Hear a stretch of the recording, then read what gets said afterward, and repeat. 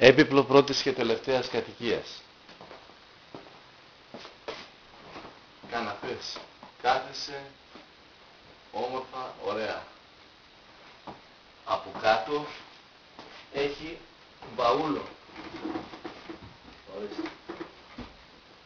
Βάζεις τα πράγματα, παίρνεις ό,τι θέλεις.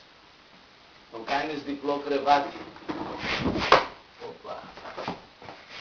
Ορίστε.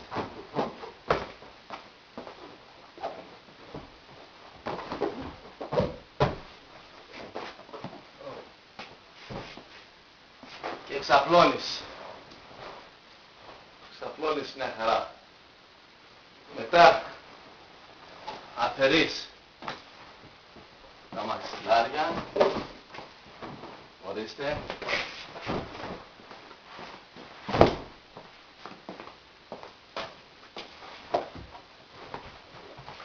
Αφαιρείς τα μαξιλάρια. Τον μηχανισμό.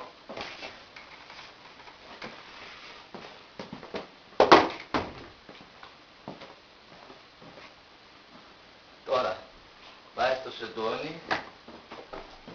Ορίστε.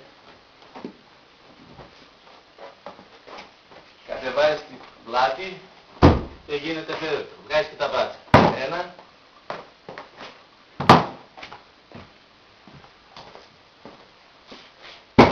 2. Τώρα είναι φέρετρο. Και αφού έρθει η ώρα μπαίνεις μέσα και ξαπλώνεις. Αυτό είναι. Ορίστε. Πολύ ωραία. Κλείνεις και το καπάκι και είσαι μια χαρά. Αυτό είναι. Έπιπλο πρώτης και τελευταίας κατοικίας. Το σάμπανο είναι δώρο. Ορίστε.